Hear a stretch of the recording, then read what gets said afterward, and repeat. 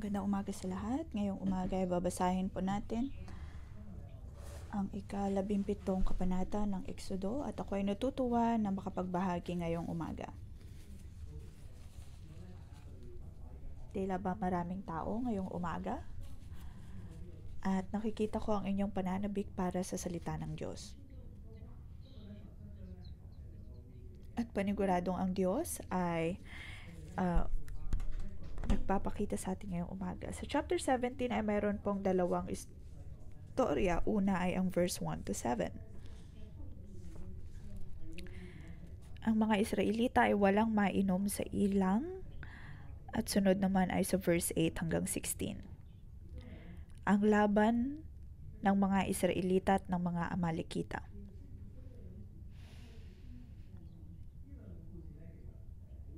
Ito ang unang laban na mayroon ng mga Israelita matapos ang kanilang pag-alis sa Ehipto.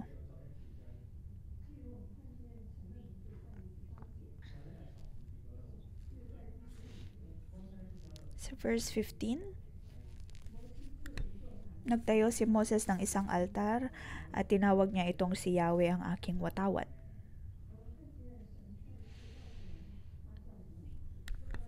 Muli ay pinakilala ng Diyos ang kanyang sarili at ang kanyang ngalan. Maunawaan po natin ang chapter na ito sa iba't ibang mga anggulo.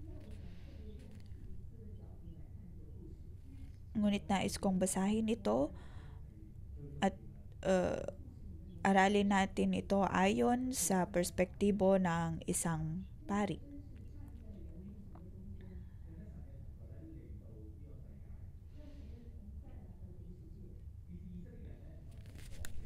Dinala ng Diyos ang kanyang presensya sa lupain upang ang mga Israelita ay hindi mamatay sa ilang at hindi rin mamatay sa digmaan na kanilang haharapin. At hindi rin mamatay dahil sa kahinaan ng kanilang katawan.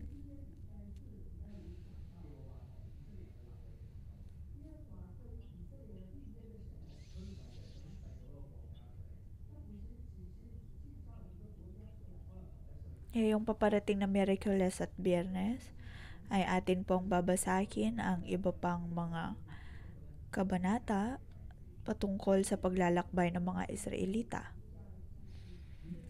Sila ay hinirang na bayan na Diyos, hinirang na mga pari para sa bayan. At ang Diyos ang namagitan para sa Israelita at sa mundo.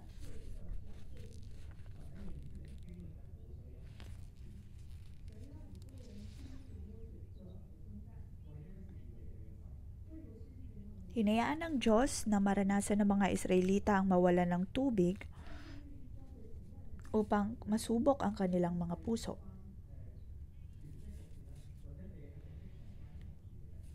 Ngayon, tayo din po bilang iglesia ay namamagitan para sa Diyos at para sa mundo.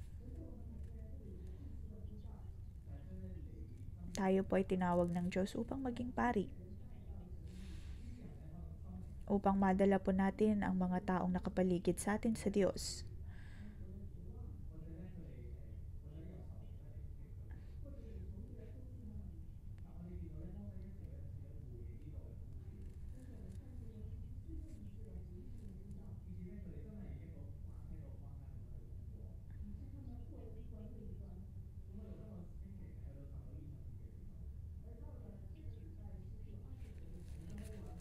Sa chapter 19 at 20, iyon po ang rurok ng mga kabanatang ito sa Exodo.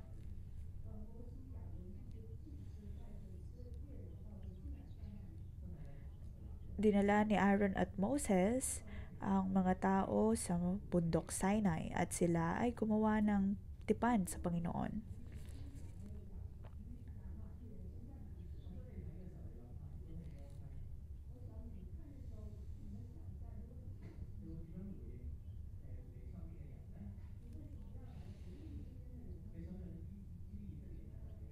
Sa ating pagbabasa, dapat po nating makita kung paano tumugon si Moses sa mga tao.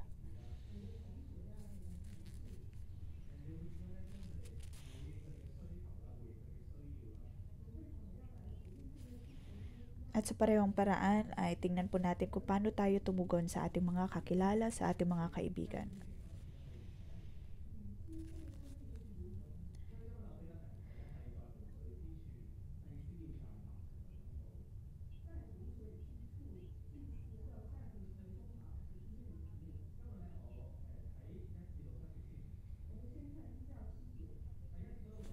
Unang bahagi, verse 1 to 7.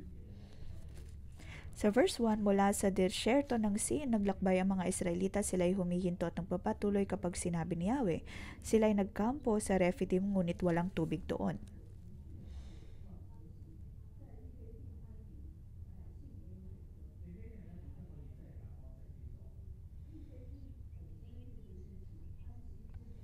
Ang Rephidim ay lugar para sa kapahingahan.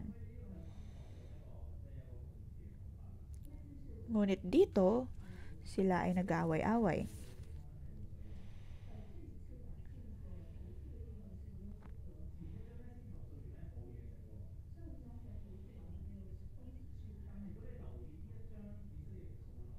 Noong nakaraang kabanata, sila ay nagreklamo dahil sa walang pagkain, ngunit dito ay wala namang tubig.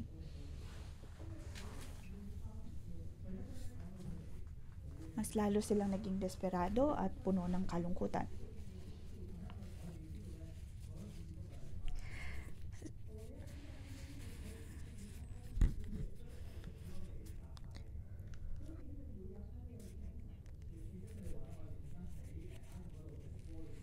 Kasama ng mga Israelita ang kanilang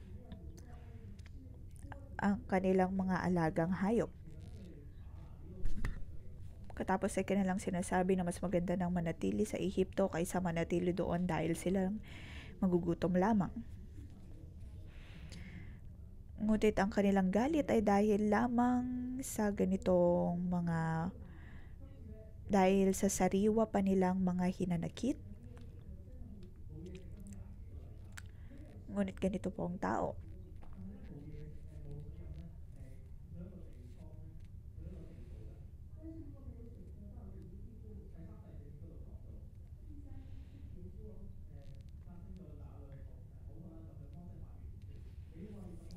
Verse 3 to 4, ngunit talagang uhaw na uhaw ang mga Israelita, kaya sinubatan nila si Moses, inilabas mo ba kami sa Ehipto para patayin sa uhaw pati mga anak namin at mga alagang hayop?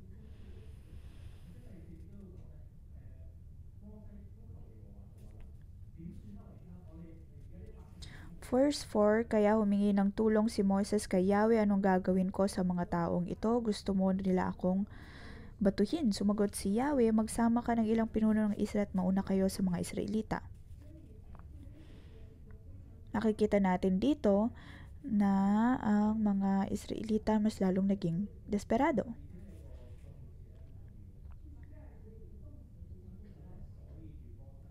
Sa verse 2 ay mayroon pong pandiwa na ginamit. Kaya naggalit sila kay Moses.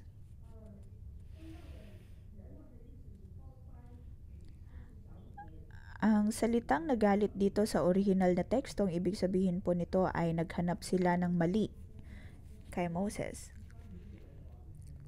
Dahil sa galit ay hinahanap nila ang mali pagdating sa kanilang otoridad.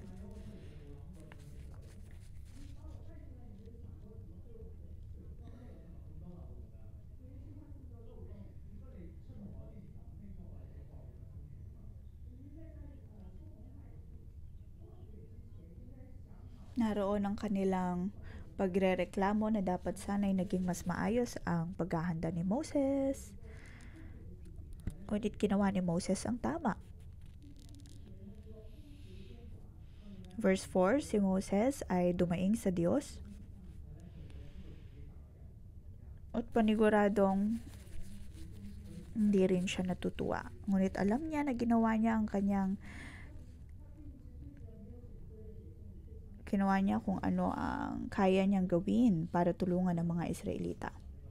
Kung kaya naman, maging sa pagkakataong ito, ay humarap din siya sa Diyos at binigyan siya ng Diyos ng solusyon sa verse 5 to 7.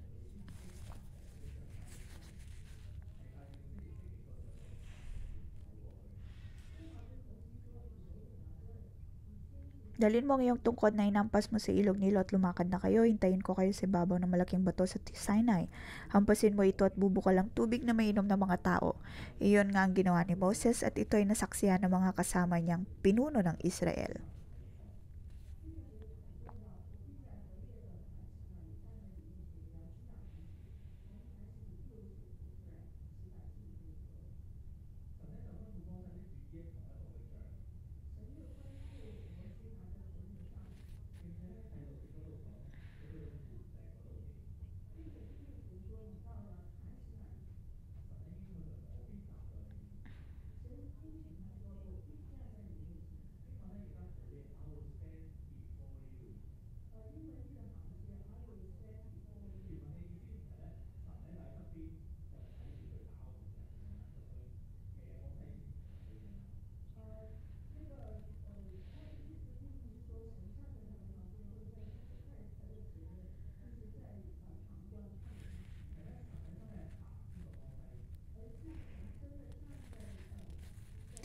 Ang Diyos ang nangunguna kila Moses.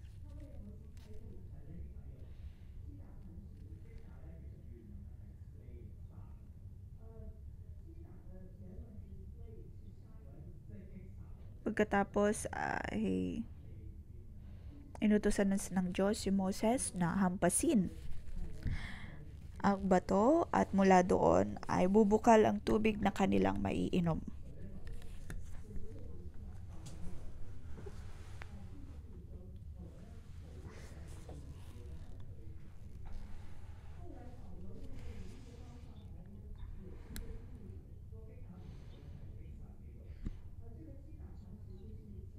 Ito po ay mayroong spiritual na ibig sabihin dahil ang pandiwang ginamit ay pareho po sa pagpatay.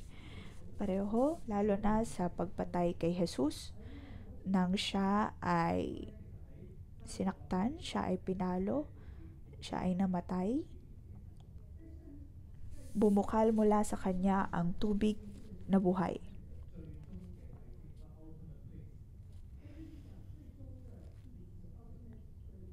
Dahil siya pong tinatawag nating the ultimate priest.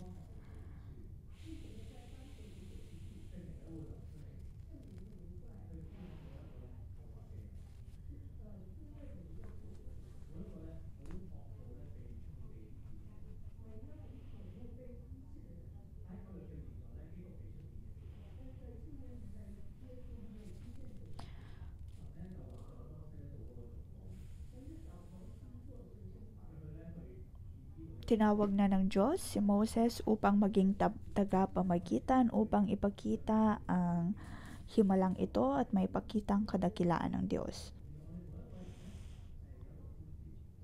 Sa ating pagbasa ng kabanatang ito, atin pong maunawaan na bawat isa sa atin ay may kanya-kanyang pagkakatawag at kasama po nito ay ang pagdala sa mga tao upang kanilang maranasan ang banal na espiritu at ang pagkilos ng Diyos.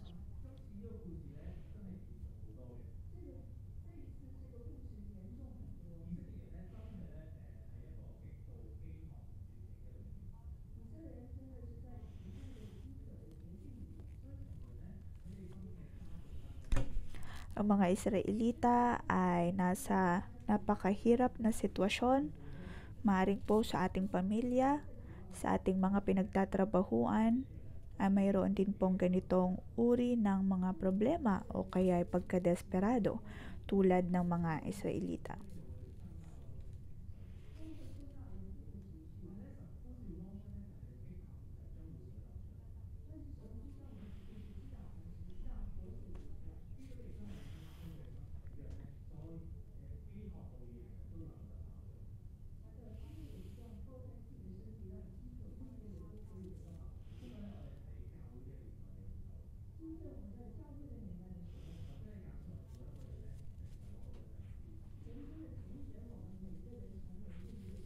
Tayo po ay pinili ng Diyos upang maging kanyang mga pari. Kung tayo man po ay nasa ating mga pinagtatrabahuan, sa ating mga pamilya, dapat po tayong tumugon sa pagkakatawag ng Diyos sa atin.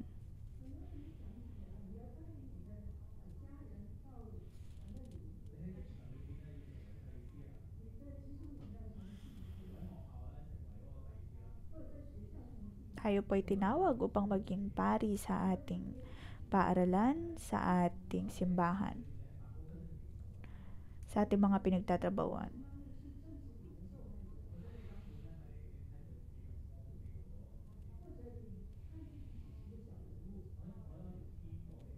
Maaaring naroon ang pag-iisip na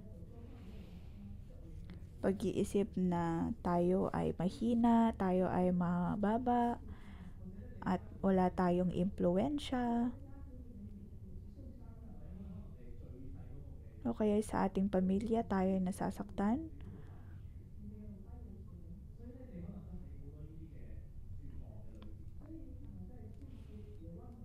Pakiramdam natin na wala tayong karapatan na magsalita, ngunit sinasabi po sa verse 6,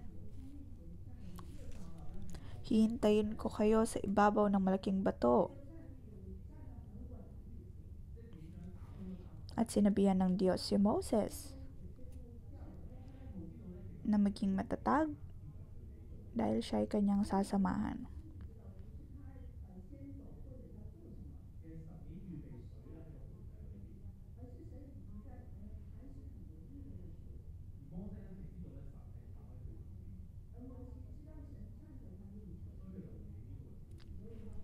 Alam ni Moses na ang Panginoon ay kanyang kasama.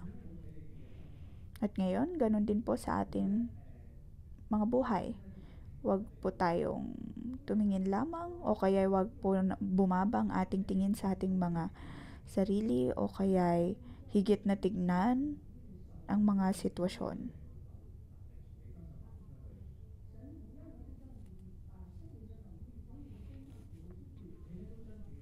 Tayo po ay tinawag ng Diyos upang kanyang magamit para mangusap sa ating mga pamilya, sa ating mga pinagtatrabahuan.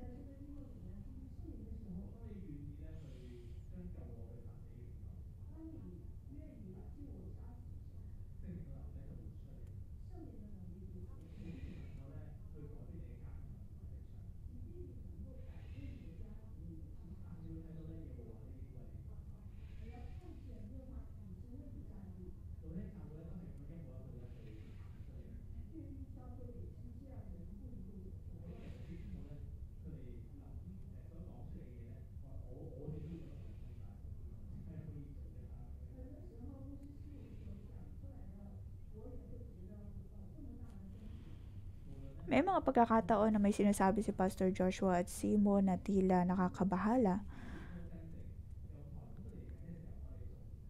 Mga ginagawa na nakakabahala tulad ng pagkakaroon ng pagbabautismo kahit na mayroong bagyo.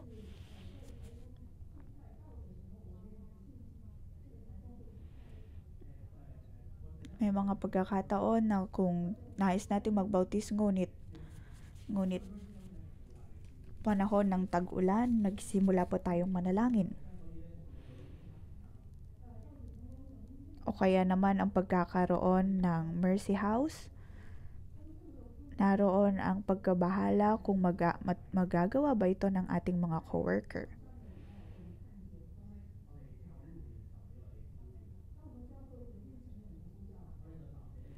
Ngunit sa pagtugon ng ating iglesia sa pagtawag ng Diyos, ay nagawa po natin ang pagkakaroon ng mercy house. Nagawa po natin silang idisipulo.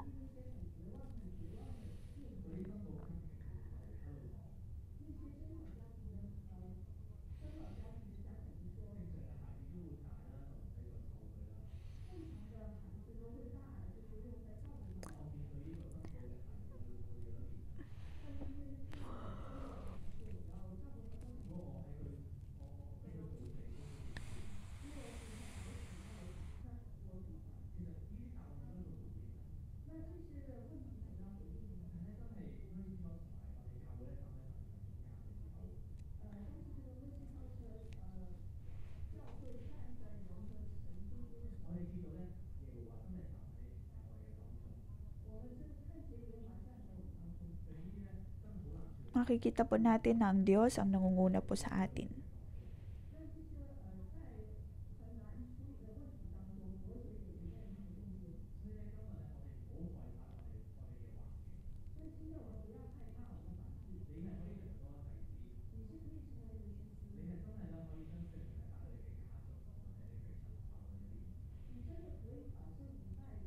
Atin pong madadala ang banal na Espiritu sa ating mga pamilya, sa ating mga pinagtatrabahuan.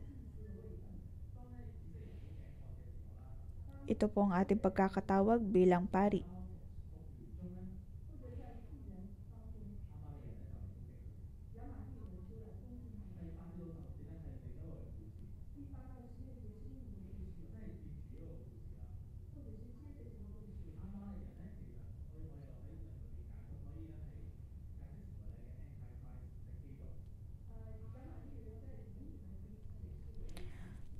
Sunod na bahagi ay ang pakikipaglaban ng mga Israelita sa Amalekita at ang mga Amalekita naman ay maaari po nating maialin tulad sa mga Antikristo.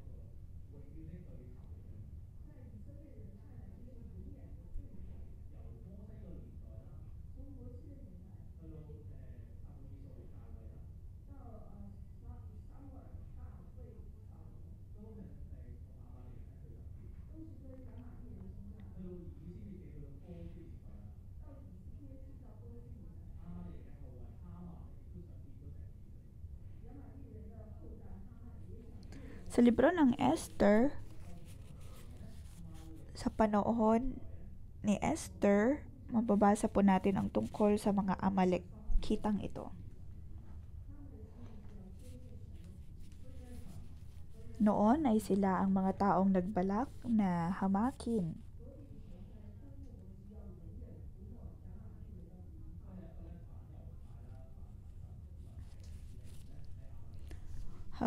ang mga Hudyo.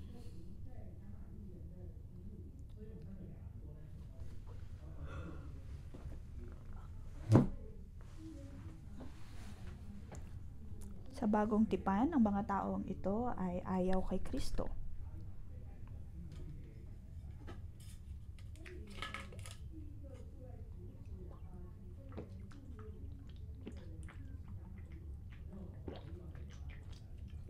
Kung kaya maituturing na ang unang mga uri ng tao na lumaban sa mga Israelita ay mga Amalekita.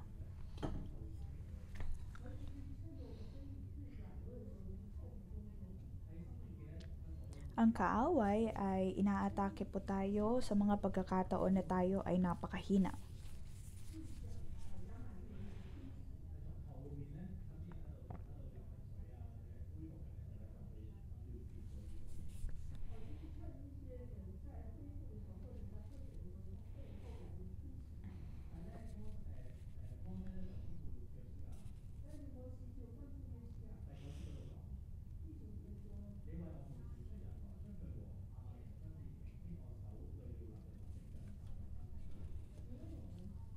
Sinabi ni Moses kay Josue, pumili ka ng ilang tauhan natin at pangunahan mo sa pakikipaglaban sa mga Amalekita. Hawakan ko naman ang tungkod na ibinigay sa akin ng Diyos at tatayo ako sa ibabaw ng burol. Iyon ang unang pagkakataon na si Josue ay tumindig bilang general.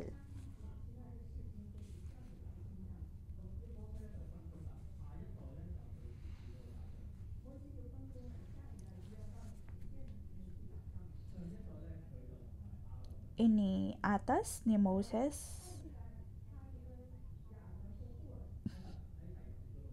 ang pagiging general sa susunod na henerasyon. Pagkatapos sa verse 10, sinunod ni Josue ang utos ni Moses at hinarap niya ang mga Amalekita. Si Moses naman kasama sina Aaron at Hur ay nagpunta sa burol.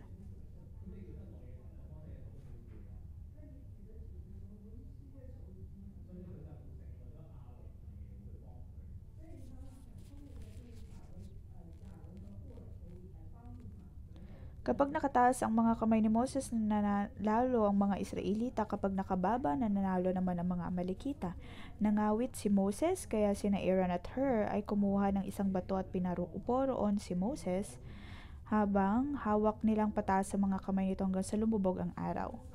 Dahil dito ay natalo ni Josue ang mga Amalekita.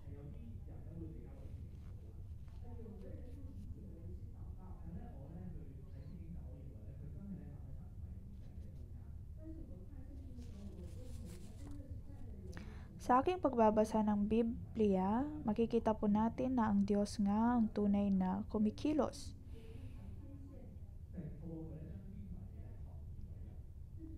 Sa bawat isa.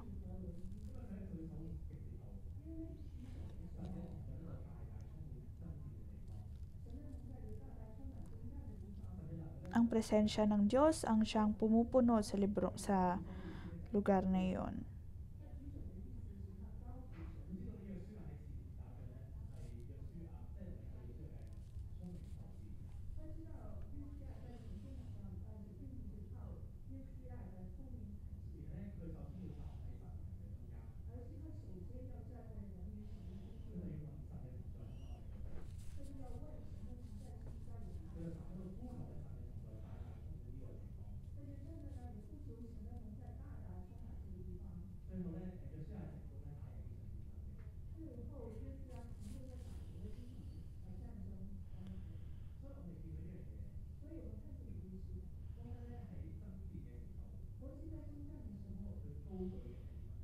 Makikita po natin ang isang bagay sa panahon ng pagkikipaglaban. Sino ang itinaas ni Moses? Kanyang itinaas ang watawat ng Diyos.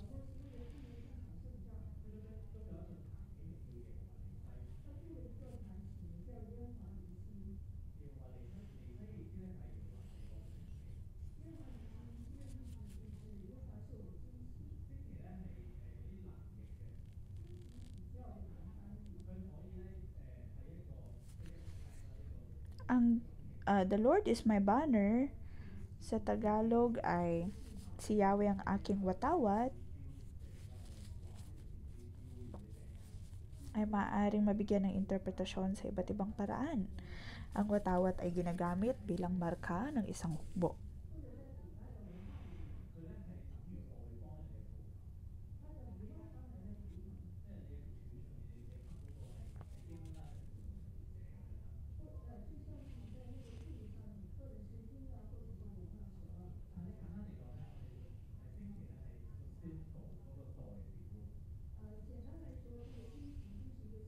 Kung tutuusin, ito po ay isang symbol, na madalas ginagamit noong mga unang panahon.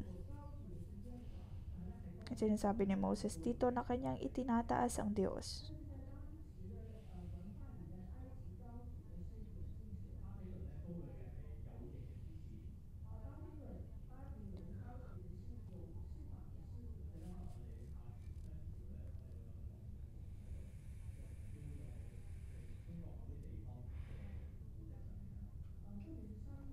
Para sa Asyano at lalo na sa mga Inchik, ang kanilang ginagamit ay ang dragon. Mayroon namang mga bansa na ang ginagamit ay araw bilang parte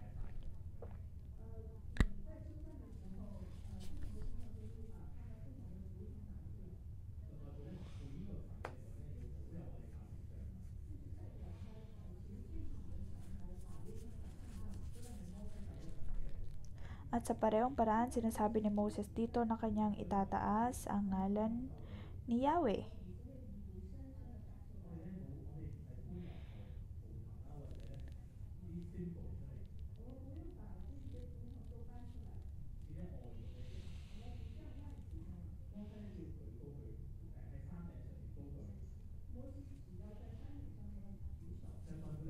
Itinaas ni Moses ang kanyang mga kamay sa isang burol.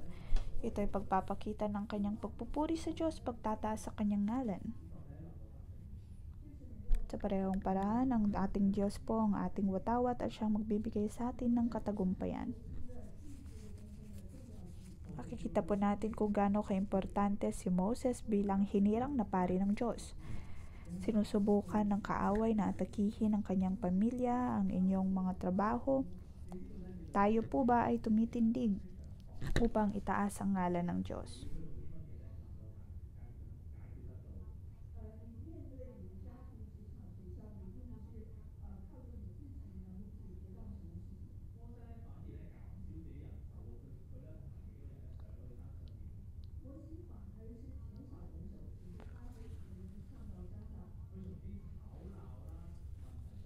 Kung mapapansin po natin dito, tanging si Moses, Aaron at Josue lamang ang nasa taas ng bundok upang maging tagapamagitan ng Diyos at ng tao.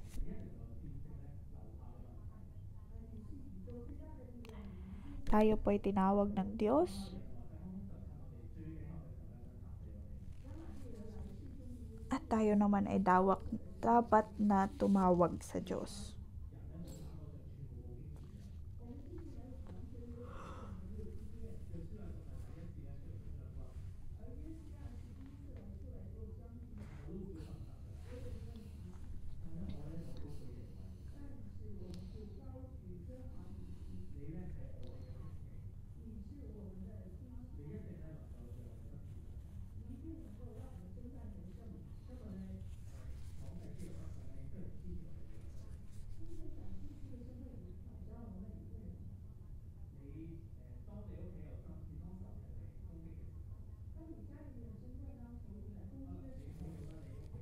Kung ang atin pong mga pamilya may mga pinagdadaanan,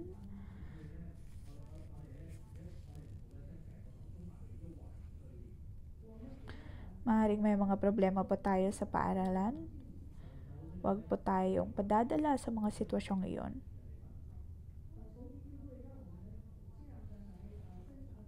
Tayo po ay sinusubukan ng kaaway na guluhin.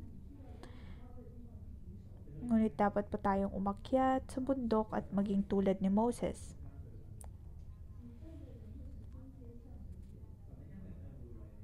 At dapat po tayong dumaing sa Diyos. Siyang magbibigay sa atin ng katagumpayan.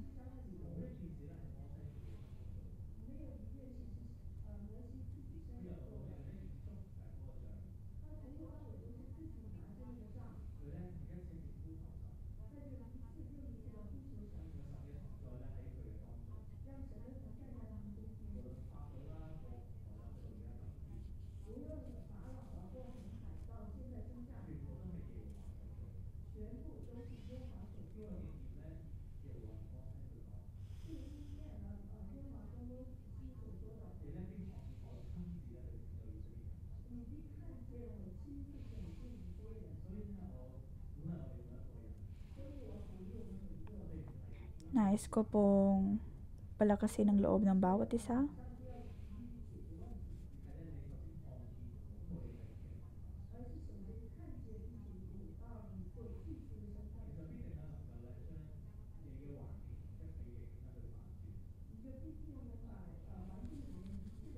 Maaari po nating mabago ang mga pinagdadaanan natin.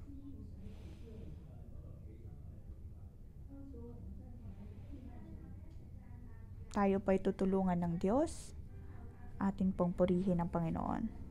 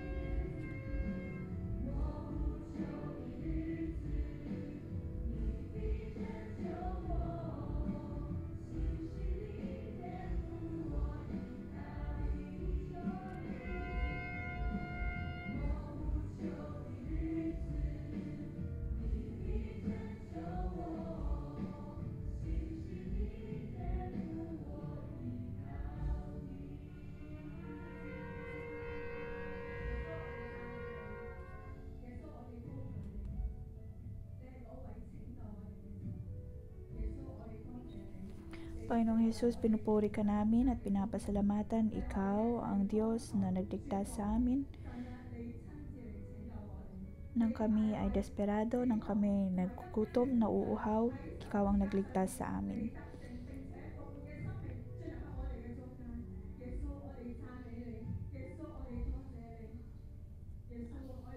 Panginoon, pinupuri kita at pinapasalamatan. Minsan kami ay nasa kadiliman, ngunit Ikaw ang siyang namagitan para sa amin.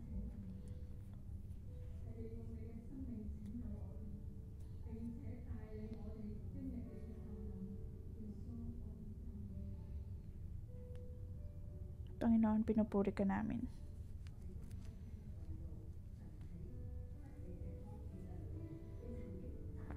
Atin pong buksan ang ating mga bibig.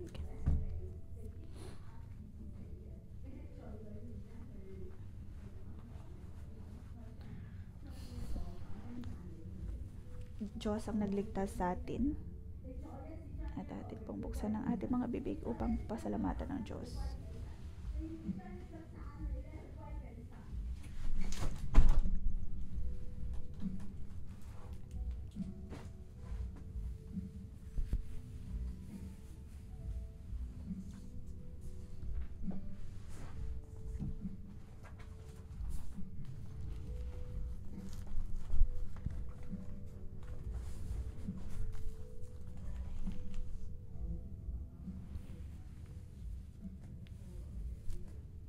Diyos amang nasa langit, Ikaw ay aking pinapasalamatan at pinapupurihan.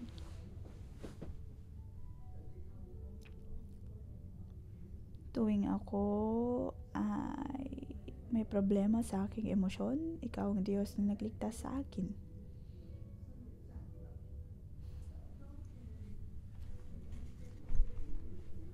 Ayon sa iyong mga salita at tulong na ako ay naligtas mula sa aking depresyon. Niligtas mo ako mula sa kamatayan. Niligtas mo din ang aking buong pamilya.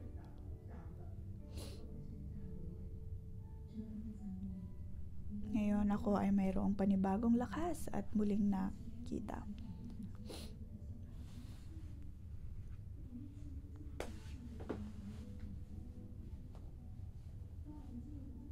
Panginoon, ang aking pamilya ay nagkaroon ng problema, ngunit ako ay nagkaroon ng kalakasan mula sa iyo.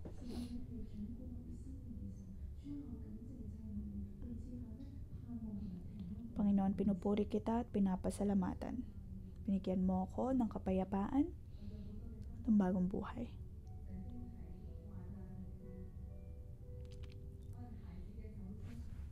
Panginoon, ako ay tinawag mo upang maglingkod sa mga special treasure na pamilya. Sa kadiliman ay hindi po namin alam kung paano namin mahanap ang aming mga anak.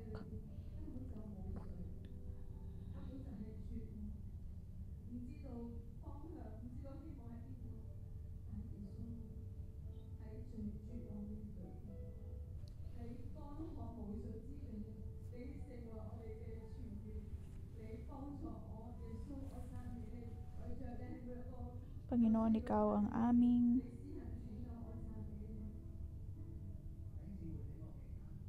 malaking katulungan.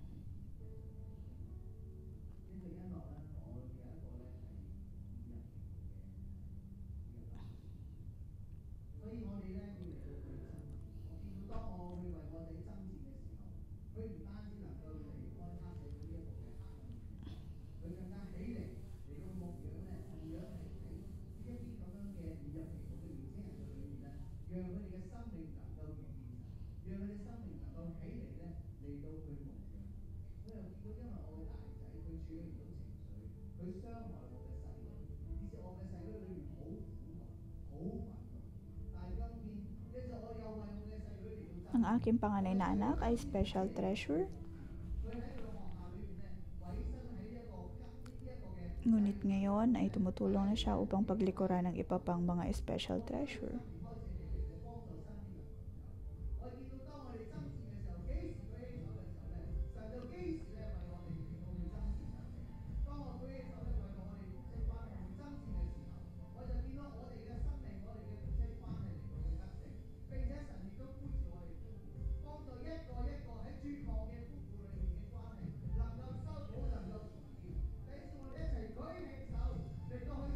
tayo po ay tinawag ng Diyos. Taas po natin ang ating mga kamay.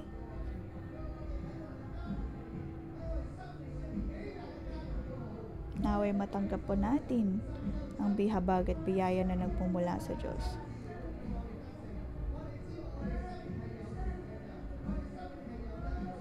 Ang Diyos ang lalaban para po sa atin.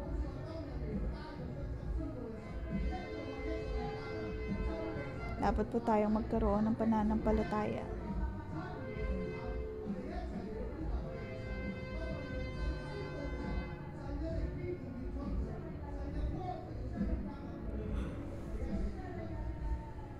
Ang liwanag ng Diyos ang atin pong matatanggap.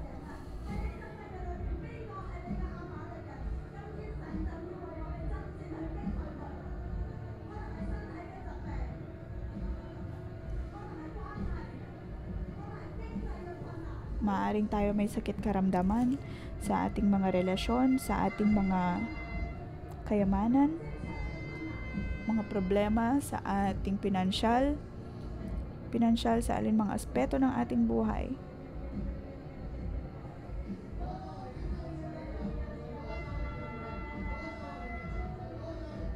Atin pong idalangin ang lahat ng ito sa Diyos. Nais po nating magtiwala lamang sa Diyos.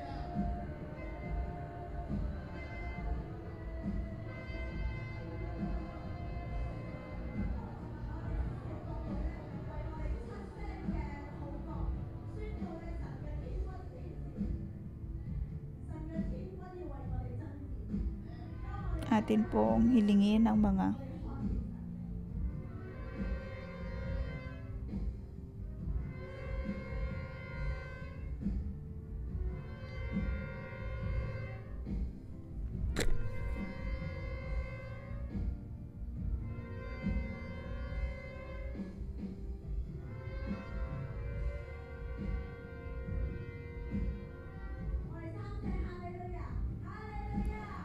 tayo po ay sumigaw ng hallelujah.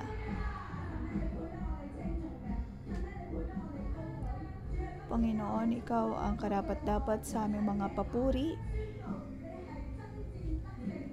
Amin pong itinataas ang aming mga altar at aming sinasabi na Ikaw ang aming watawat. Ikaw ang aming watawat. Ikaw ang marka. At Ikaw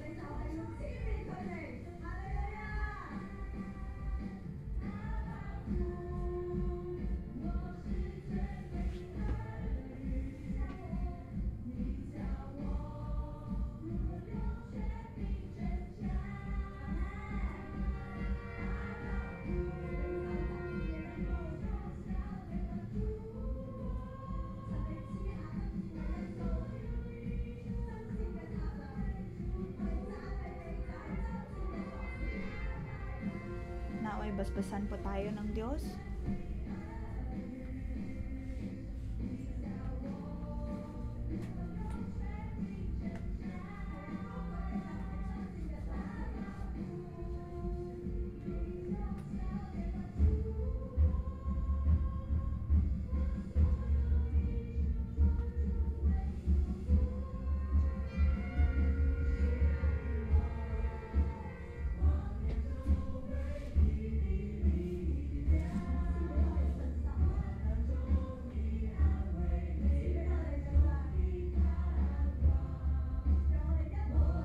Panginoon, bigyan mo kami ng kalakasan, bigyan mo kami ng pag-asa upang kami ay hindi matakot.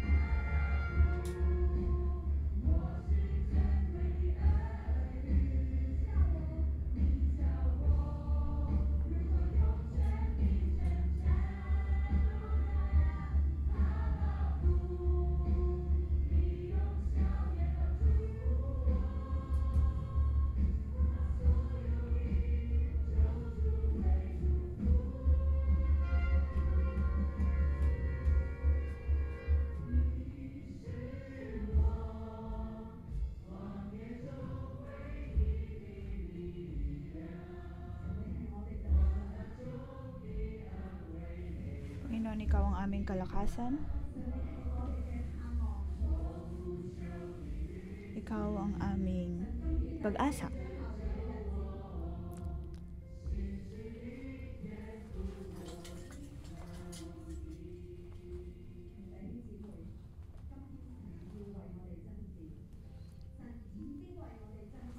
Ang Diyos ang siyang lalaban para po sa atin.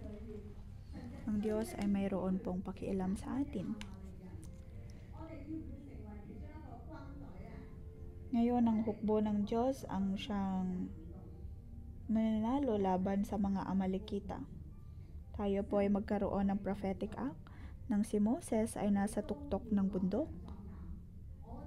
Sila ay sinasamahan ng Diyos.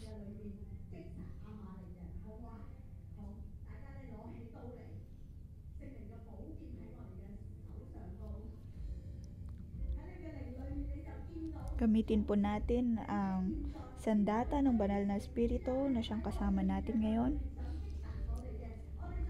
Maaring nandyan ang kalaban upang tayo ay atakihin, ngunit tayo ay lalaban pabalik.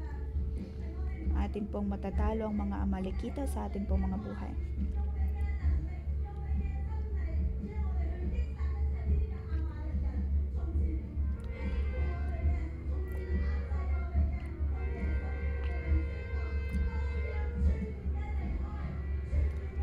Sa ngalan ng Panginoong Yesus ay aking dinedeklara na ang lahat ng lumalaban sa atin ay mawala.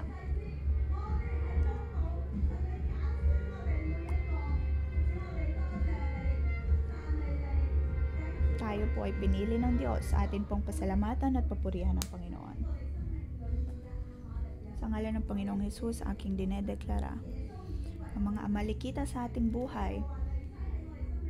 Tayo po ay titindig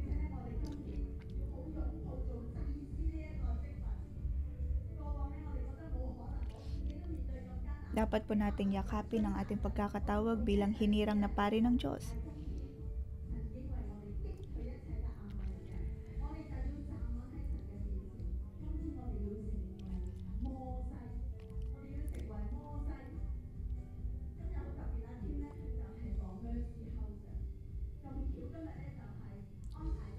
At nabanggit po natin ang tungkol sa Mercy House. Kasama po natin si Eunice at Ken. Sila po ang kasalukuyang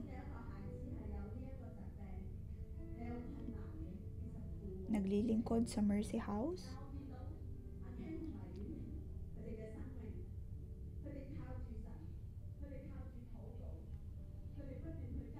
Ngunit para kay Ken at Eunice, sila ay umaasa sa Diyos at nagpapatuloy lamang sa pagsunod sa Kanya.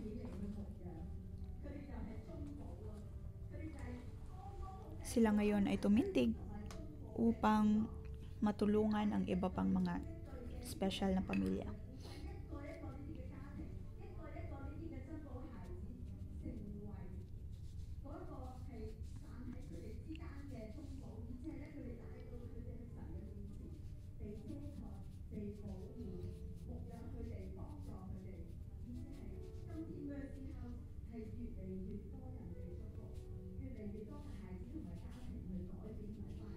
Ngayon ay marami ng mga tao ang napagpapala dahil sa Mercy House. Atin pong ipanalangin ang Mercy House. Tayo po ay tulad ni Aaron, Moses, at Joshua. Atin pong pagpalain ang ministeryong ito.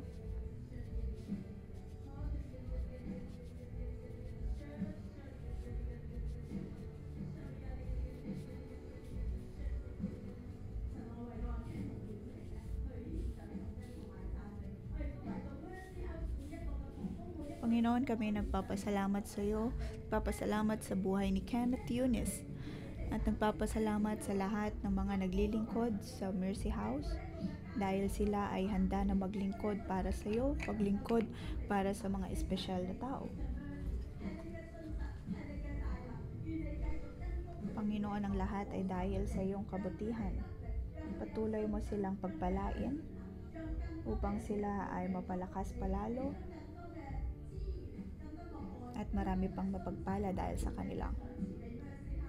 Bigyan mo pa sila, Panginoon, ng mas madami pang pag-ibig, ng mas marami pang pagkukunang yaman upang sila ay lalong mapalakas.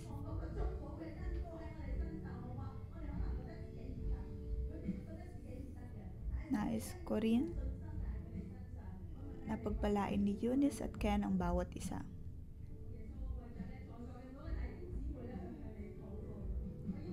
Panginoon, aking pinapanalangin ang bawat kapatirang narito.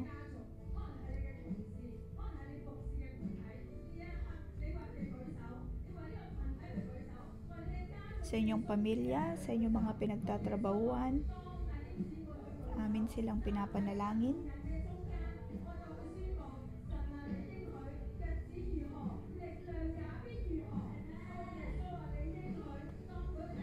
Panginoon, inyong pinangako na kami ay iyong sasamahan. Ikaw ang nagtatatag sa bawat tao. Saan man kami mapunta, Panginoon, kami ay iyong sasamahan. Kahit na sila ay umaharap ng mga problema, ikaw ang Diyos na tutulong sa amin. At ang bawat problema ay magkakaroon ng kalutasan. Ito ang iyong pangako. Katalinuhan, mga pagkukunang yaman, ikaw ang magbibigay. Sa ngalan ng Panginoong Jesus, ay aking pinagpapala ang bawat isa. Naway palakasin mo ang bawat isa. Kahit anumang pagsubok, Panginoon, ikaw ay naroon.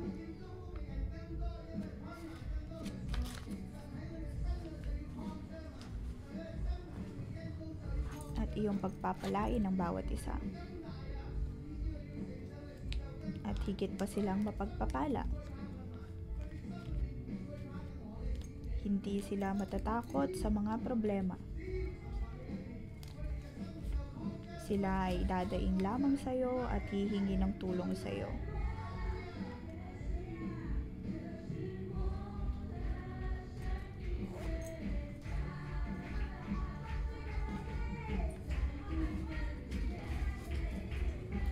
Inyong sabihin sa inyong mga katabi na ikaw ay tinawag ng Diyos.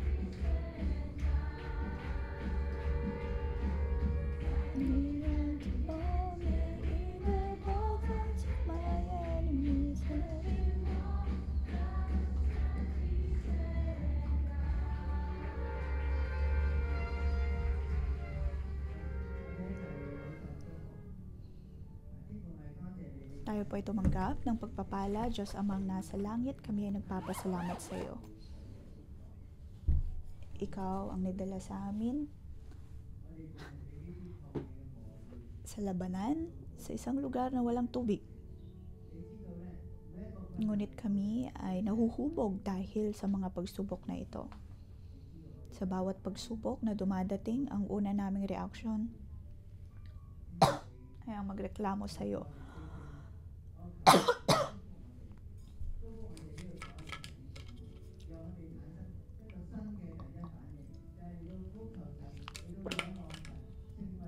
Ngunit o Diyos, na may pagpalain mo ang bawat isa sa amin. Tulungan mo kami na maging tunay na iyong hinirang ng mga tao.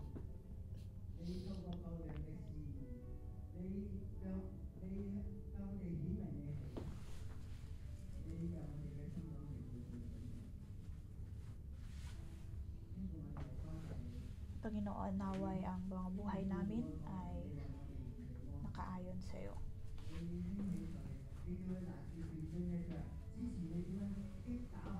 Iyong inihanda si Moses sa panahon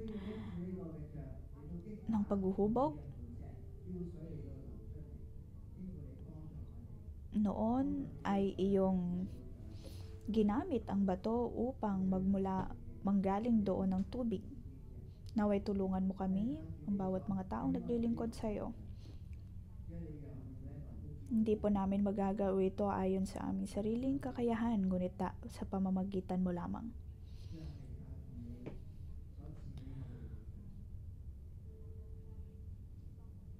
Panginoon, ang lahat ay dahil sa iyo at sa tulong mo.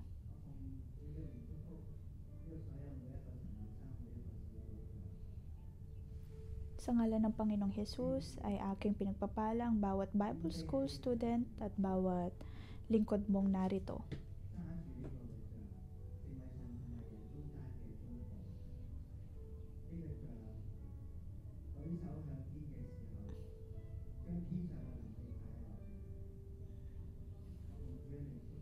Naway matanggap ninyo ang kapangyarihan na nagmumula sa Diyos mula sa kalangitan, aking pinagpapalang bawat isa. Tanggap ninyo ang salita ng Diyos sa inyong mga buhay sa ngalan ng Panginoong Hesus. Kayo ay magkakaroon ng katagumpayan